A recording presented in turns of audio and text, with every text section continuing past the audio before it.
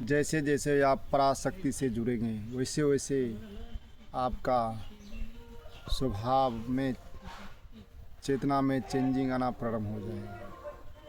लेकिन इसके लिए पूर्ण एकाग्रता, आसन सिद्धि, ध्यान सिद्धि और मंत्रों पे पूर्ण पकड़ होना चाहिए।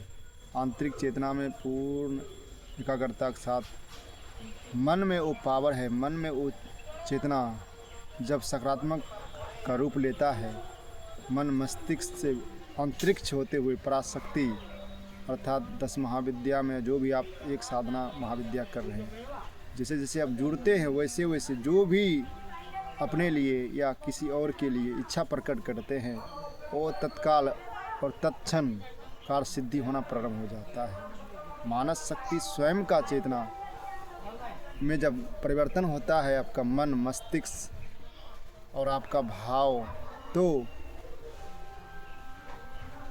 आत्म कल्याण, जन कल्याण और कोई भी शक्ति से जुड़ने में सूक्ष्म, सुलभ और पूर्ण तरंग के साथ कार्य करने में समर्थ हो पाते हैं। तो पूर्ण एकाग्रता के साथ साधना कीजिए, पूर्ण श्रद्धा, समर्पण, विश्वास, चाहे वो तंत्र साधना हो, मंत्र साधना हो, कपाली मार्ग हो, अघोर मार्ग हो, दक्षिण मार्ग हो, तंत्रोक्त साधनाएं हो, जब तक पूर्णता के साथ जुड़ के आप नहीं करेंगे, गुरु से जुड़ के, गुरु आंतरिक चेतना अर्थात आपका आंतरिक चेतना में ही गुरु का वास होता है। आपका मन में, आपका विचार में, आपका चिंतन में, आपका आत्मा से जैसे जैसे आप जुड़ेंगे, पहले शरीर सुख, मन सुख, आत्मा से प्राण तत्व में परिवर्तन, जैसे जैसे गुरु कृपा से आप होते जाएंगे वैसे वैसे आप प्राण तत्व में विलीन हो जाएंगे, तो आपका कुंडलिनी शक्ति जागरण होना प्रारंभ हो जाएगा। मूलाधार, स्वादिष्ठान चक्र, इस तरह से जैसे जैसे जुड़ेंगे वैसे वैसे आप में घटना होना प्रारंभ हो जाता है। और बहुत साधक लोग कहते हैं साधनाएं करते हैं, कुछ अनुकूल परिणाम नहीं, तो अनुकूल परिणाम 2 दिन में नहीं मिलता। आप बराबर साधना करते रहेंगे, पूर्ण रूप से जुड़ के करेंगे, पूर्ण रूप से सजग होकर करेंगे, साल, 2 साल, 5 साल, 10 साल मेहनत करना पड़ता है। आप खुद विचार कीजिए, अच्छे नौकरी पाने के लिए, अच्छे घर बनाने के लिए 2, 4, 5 साल लग जाते हैं। अच्छे ज़िंदगी में भौतिक दृष्टि से बेस बनाने के लिए, कोई बिजनेस, व्यापारी, फैक्ट्री खड़ा करने में 10 साल, 5 साल लग जाता है।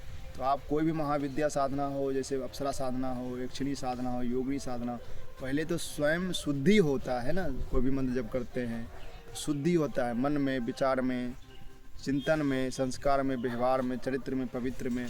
जब जैसे जैसे ये सब क्लियर होगा वैसे वैसे आप ऊर्ध्वगामी की ओर अग्रसर होंगे। कुंडलिनी शक्ति में कौन सा चक्र में एक्टिव है, कौन सा चक्र कम एक्टिव है, ये सारे चीज़ गुरु आपका चेतन होना चाहिए, जागृत होना चाहिए और इस साधनामय होना चाहिए। गुरु ऐसा होना चाहिए, ऐसा नहीं कोई कथावाचक से दीक्षा लेकर आप सोचेंगे महाविद्या सिद्धि प्राप्त कर लें। जो चीज़ को बारे में जानता ही नहीं, जानता है लेकिन उस चीज़ में रप्त नहीं है, उस चीज़ में पूर्ण संलग्न नहीं है, साधना रत नहीं है, तो उसे गुरु से पाखंडी ढोंगी से दीक्षा लेके क्या उखाड़ लेंगे बताइए।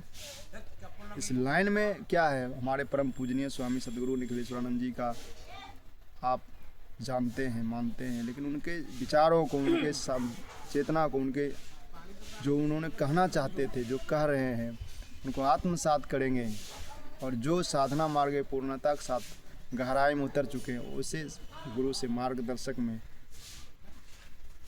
चलेंगे, तभी आपको पूर्ण अनुकूल परिणाम मिलेगा। जय सतगुरुदेव, जय महा आदि शक्ति कामरूप कामाख्या देवी की जय, जय पारा आदि शक्ति अष्टकाली भगवती की जय, सतगुरु भगवान की जय।